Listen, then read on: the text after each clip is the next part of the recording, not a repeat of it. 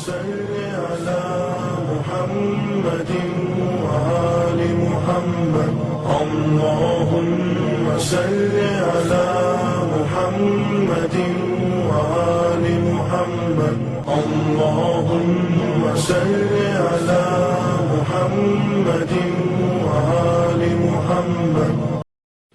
அஸ்ஸலாமு அலைக்கும் வரஹ்மத்துல்லாஹி வபரகாத்துஹு. அல்ஹம்துலில்லாஹ் வஸ்ஸலாத்து வஸ்ஸலாமு அலா ரசூலில்லாஹி அம்மா பஅத்.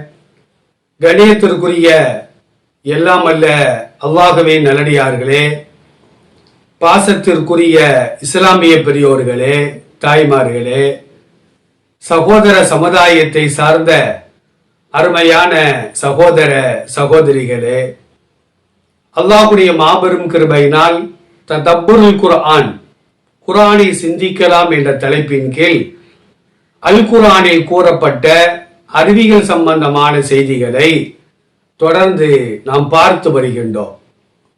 அந்த வரிசையிலே அல்லாஹு ரப்பல் ஆலமீன் கடல்கள் சம்பந்தமாக அல் குர்ஆனில் கூறுகின்ற கருத்துக்களை இன்றைக்கு எந்த அளவிற்கு அவைகள் உண்மையாகி வருகிறது என்பதை குர்ஆன் ஹதீஸின் ஒளியிலே நாம் பார்த்து வருகின்றோம்.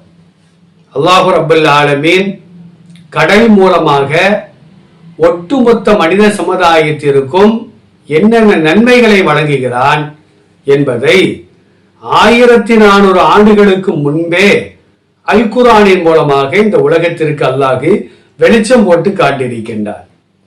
கடல் மூலமாக மனித சமுதாயத்திற்கு பசுமையான இறைச்சிகளை, அதாவது மீன்களை நமக்கு தந்து கொண்டிருக்கின்றார். மீன் என்பது முஸ்லிம்களுக்கு மாத்திரமல்ல, ஒட்டுமொத்த மனித சமுதாயத்திற்கும் பசுமையான ஒரு உணவாக அது அமைந்திருக்கின்றது. சில நாடுகளிலே 3 நேரங்களுக்கும் மீனைத்தான் அவர்கள் உணவாக சாப்பிடுவதையும் நாம் பார்த்து வருகின்றோம். அப்போ பசுமையான இறைச்சி மீன் என்பது கடல் மூலமாக நமக்கு கிடைக்கிறது. ஆறுகளிலும் குளங்களிலும் வாய்க்கால்களிலும் மீன்கள் கிடைத்தாலும் கூட கடல் மீனுக்கென்று தனியாக ஒரு ருசி இருக்கிறது என்பதை யாராலும் மறுத்து கூற முடியாது. இரண்டாவது என்ன அப்படின்னா, எந்த உணவுகளை நாம் சமைப்பதாக இருந்தாலும் அந்த உணவில் ருசி நமக்கு வர வேண்டுமானால், கிடைக்க வேண்டுமானால் அதிலே உப்பை நாம் சேர்க்க வேண்டும். உப்பில்லா பண்டம் குப்பையிலே என்று சொல்வார்கள். அந்த உப்பையும் கடல் மூலமாகத்தான் அல்லாஹ் மனித சமுதாயத்திற்கு தந்து கொண்டே இருக்கின்றார். அதே நேரத்தில் வெளிநாடுகளுக்கு செல்வதற்கும் வணிகம் செய்வதற்கும் ஒரு நாட்டிலிருந்து மற்றொரு நாட்டிற்கு நம்முடைய பொருட்களை சுமந்து செல்வதற்கும் கடல் நமக்கு மிகவும் பயனுள்ளதாக அமைந்திருக்கின்றது. விமானங்கள் கண்டுபிடிக்கப்படுவதற்கு முன்னால் மனிதன் வியாபாரம் செய்வதற்காக, வெளிநாடுகள் செல்வதற்காக கடலைத்தான் அவன் பயன்படுத்தி இருக்கின்றான். படகுகள் மூலமாக, பாய்மர கப்பல்கள் மூலமாக, அப்புறமா இயந்திரங்கள் மூலமாக இயங்கக்கூடிய கப்பல்கள் மூலமாக வெளிநாடுகளுக்கு சென்றிருக்கின்றான், வியாபாரத்திற்காக சென்றிருக்கின்றான். அல்லாஹ்வுடைய அருளை, பணத்தை சம்பாதிப்பதற்காக சென்றிருக்கின்றான் என்பது எல்லாம் நாம் எண்ணி பார்க்க கடமைப்பட்டிருக்கின்றோம். மனிதன் சுமந்து செல்ல முடியாத அந்த பாரமான பொருட்களை எல்லாம் கப்பல் மூலமாக, கடல் வழி மார்க்கமாகத்தான் மனிதன் சென்றிருக்கின்றான். ஹஜ்ஜிக்கு செல்பவர்கள் கூட விமானங்கள் கண்டுபிடிக்கப்படுவதற்கு முன்னால் கடல் மார்க்கமாகத்தான் சென்றிருக்கின்றார்கள். விமானங்கள் எல்லாம் சற்றேறக்குரிய ஒரு 50 ஆண்டு காலமாகத்தான் விமானத்தின் மூலமாக ஹஜ்ஜிக்கு செல்லக்கூடியவர்கள் சென்று வருகிறார்கள். ஆனால் 50 ஆண்டுகளுக்கு முன்னால் கடல் மார்க்கமாக, கப்பல் மூலமாகத்தான் ஹஜ்ஜிக்கு சென்றார்கள். குறைந்தது 6 மாத காலம் அவர்களுக்கு பிடிக்கும். ஹஜ்ஜிக்கு சென்று சொந்த ஊர்களுக்கு திரும்புவதற்காக இப்ப 30 நாளே போயிட்டு வந்துருந்தாங்க, சில பேர் 15 நாள்லே போயிட்டு வந்துருந்தாங்க. ஆனா அந்த காலத்தில் கடல் வழியாக நாம் செல்கின்ற பொழுது செல்வதற்கே ஓரிரு மாதங்கள் ஆகும். அப்போ கடல் மார்க்கமாக ஹஜ்ஜிக்கு செல்பவர்களும் அந்த கடலை பயன்படுத்தினார்கள் என்பதை திருக்குர்ஆனுடைய வசனங்கள் நமக்கு தெளிவாக சொல்லி காட்டுகிறது. கடல் மார்க்கமாக ஹாஜிகள் செல்கின்ற காரணத்தினால்தான் கடலில் வேட்டையாடுவது எஹ்ராம் ஆடை அணிந்து எஹ்ராம் நியத்திலே இருந்தாலும் கூட அவர்களுக்கு கடலிலே வேட்டையாடுவது அல்லாஹ்வினால் அனுமதிக்கப்பட்டிருக்கின்றது. தரை மார்க்கமாக செல்லக்கூடியவர்கள் எஹ்ராம் ஆடையிலே இருப்பார்களேயானால் வேட்டையாடுவது கூடாது, அது ஹராம். வேட்டையாடுவது மட்டுமல்ல, எஹ்ராம் ஆடை அணியாத ஒருவர் வேட்டையாடுகிறார் என்று வைத்துக் கொள்வோம். எஹ்ராம் ஆடை அணிந்தவர் அதோ ஒரு மான் செல்கிறது என்று வேட்டை பொருளை காட்டி கொடுப்பது கூட கூடாது என்று இந்த மார்க்கம் சொல்லுகின்றது. ஆனால் கடல் மார்க்கமாக செல்லக்கூடியவர்கள் தங்கள் உணவுக்காக, மற்ற பயணிகளின் உணவுக்காக கடலில் வேட்டையாடுவது அல்லாஹ்வினால் அனுமதிக்கப்பட்டிருக்கிறது. திருக்குர்ஆனுடைய 5வது அத்தியாயம் 96வது வசனத்தை நாம் புரட்டி பார்க்கின்றோம். உஹில்ல லக்கும் ஸைதுல் பஹ்ரி வ தஆமுஹு மதாஅல் லக்கும் வலிஸ்ஸய்யாரா. ஹஜ்ஜிக்கு செல்லக்கூடிய உங்களுக்கும் மற்ற பயணிகளுக்கும் கடலில் வேட்டையாடுவதும் கடல் உணவும் உங்களுக்கு ஆகுமாக்கப்பட்டிருக்கிறது. அப்ப கடல்ல கப்பல்ல செல்லக்கூடிய ஹாஜிகள் எஹ்ராம் ஆடையில இருந்தாலும் கடல்ல மீனை வேட்டையாடுவது, நண்டை வேட்டையாடுவது அதுவெல்லாம் அவர்களுக்கு அனுமதிக்கப்பட்டிருக்கிறது. ஆனா அதே நேரத்தில் வஹுர்ரிம அலைக்கும் ஸைதுல் பர்ரி மாதும்தும் ஹுர்மா. நீங்கள் எஹ்ராமிலே இருக்கின்ற காலமெல்லாம் தரையில் வேட்டையாடுவது, மானை வேட்டையாடுவது, அதே நேரத்தில் முயல்களை வேட்டையாடுவது, இவைகளெல்லாம் உங்களுக்கு ஹராமாக்கப்பட்டிருக்கிறது என்பதை அல்லாஹ் ரப்பல் ஆலமீன் இந்த வசனத்தின் மூலமாக சொல்லி காட்டுகின்றார். அப்ப கடல் மார்க்கம் வழியாக மனிதன் வியாபாரம் செய்வதற்கும், வெளிநாடுகள் செல்வதற்கும், ஹஜ்ஜிக்கு செல்வதற்கும், ஒரு நாட்டிலிருந்து மற்றொரு நாட்டிற்கு பாரமான பொருட்களை சுமந்து செல்வதற்கும், இன்னைக்கு நம்ம பார்க்கிறோம்ல, கப்பல்ல பார்த்தா ஆயிரக்கணக்கான டன் எடையுள்ள கண்டெய்னரை எல்லாம் என்ன செய்றாங்கன்னா தூக்கிட்டு போறாங்க.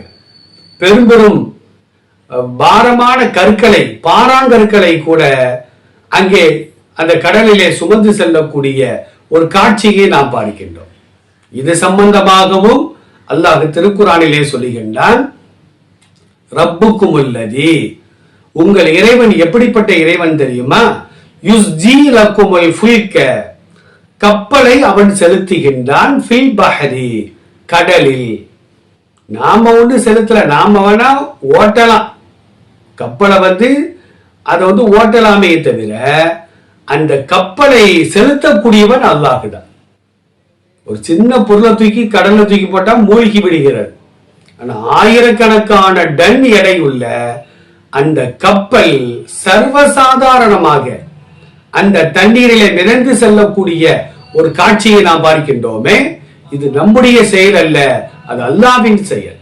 அதான் அல்லாஹ் சொல்றான், ரப்புக்குமுல்லதி யுஸ்ஜி, அவன்தான் லக்குமுல் ஃபுல்க ஃபில் பஹரி, கடலிலே கப்பலை செலுத்துகின்றான். எதற்காக? லிதபுதகு மின் ஃபத்லிஹி, அல்லாஹ்வுடைய அருளை நீங்கள் தேடுவதற்காக. கடல்ல சென்றுதான் அந்த காலத்துல வெளிநாட்டுக்கு போயிருக்கிறாங்க.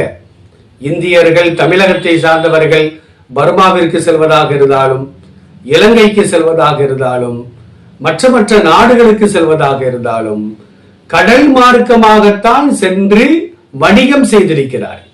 இன்றைக்கும் கூட விமானத்திலும் அந்த பொருள்களை சுமந்து செல்லக்கூடியவர்களை நாம் பார்க்கின்றோம். பெரும்பாலும் கடல் மார்க்கமாகத்தான் கப்பல்களிலும், தோணிகளிலும், படகுகளிலும் அந்த பொருட்களை எல்லாம் சுமந்து செல்லக்கூடிய ஒரு காட்சியை நாம் பார்க்கின்றோம். அல்லாஹ் இன்னொரு வசனத்துல சொல்லுகின்றான் பாருங்கள், தரல் ஃபுல்க ஃபீஹி மவாஹிர, அந்த கப்பல் போகும்போது நம்ம பார்த்தோம் அப்படின்னா தண்ணீரை கிழித்து கொண்டுதான் அந்த கப்பல்கள் செல்லும். தண்ணீரை கிழிச்சுக்கிட்டே போற மாதிரி இருக்கும். அதை கூட அல்லாஹ் குர்ஆன்ல சொல்றான், வதரல் ஃபுல்க ஃபீஹி, அந்த கடலிலே கப்பல் செல்வதை நீர் காணுகின்றீர். மவாஹிர, அந்த கடலை கிழித்து கொண்டு செல்வதை நீர் காணுகின்றீர். ஏன்? லிதபுதகு மின் ஃபதலிஹி, அல்லாஹ்வுடைய அருளை நீங்கள் தேடுவதற்காக. இப்ப வாழக்கூடிய பெரியவர்களை நீங்கள் கேட்டு பார்க்க வேண்டும்.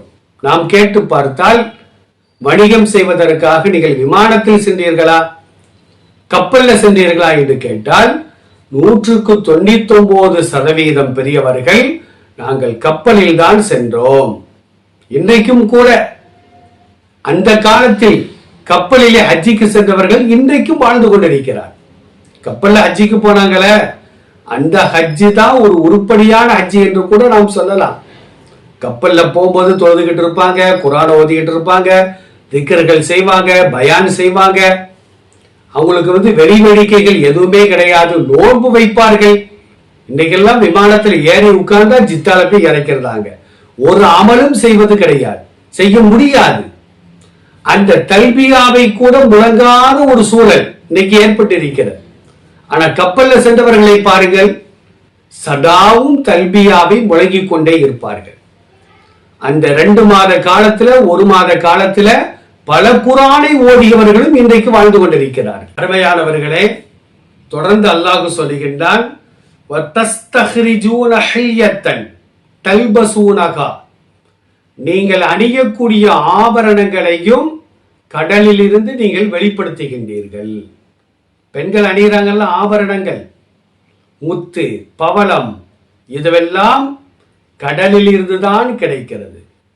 உண்மையான முத்து, உண்மையான பவளம் செயற்கையிலும் இருக்கிறது, ஆனால் அவைகளுக்கு மதிப்பு இல்லை. சங்கு, வலம்புரி சங்கு என்று சொல்லுகிறார்கள், இடம்புரி சங்கு என்று சொல்லுகிறார்கள். அதே நேரத்தில் சிப்பிகள், வீட்டை அலங்காரப்படுத்துவதற்காக நாம் பயன்படுத்துகின்ற அந்த சிப்பிகள், சங்குகள், ஆபரணங்கள், இதுவெல்லாம் கடலில் இருந்துதான் நீங்கள் பெறுகின்றீர்கள் என்று அல்லாஹ் ரப்பல் ஆலமீன் அல் குர்ஆனுடைய 35வது அத்தியாயம் 12வது வசனத்திலே கூறுகின்றான். அது என்ன ஆபரணங்கள் என்பதை இன்ஷா அல்லாஹ் வரக்கூடிய தொடர்களிலே பார்த்துக் கொள்வோம். எல்லாம் வல்ல அல்லாஹ் ஜல்ல ஷானஹு தஆலா இது போன்ற வசனங்களை சிந்திப்பதின் மூலமாக நம்முடைய ஈமானை இன்னும் வலுப்பறை செய்வானாக. அல்லாஹ்வின் மீது நாம் வைத்திருக்கின்ற அந்த ஈமான் நம்பிக்கை வலுப்பெற வேண்டுமானால் அல் குர்ஆனுடைய வசனங்களை நாம் எடுத்து சிந்தித்து பார்க்க வேண்டும். சிந்திக்க சிந்திக்கதான் நமக்கு தெளிவு பிறக்கும், அல்லாஹ்வின் ஆற்றல் நமக்கு தெரிய வரும். அல்லாஹ் அந்த பாக்கியத்தை நம் அனைவருக்கும் தந்தல் புரிவானாக. வாஹிரு தஅவானா அனில் ஹம்துலில்லாஹி ரப்பில் ஆலமீன். அஸ்ஸலாமு அலைக்கும் வரஹ்மத்துல்லாஹி வபரகாத்துஹு. محمد وآل محمد. اللهم صل على محمد وآل محمد. اللهم صل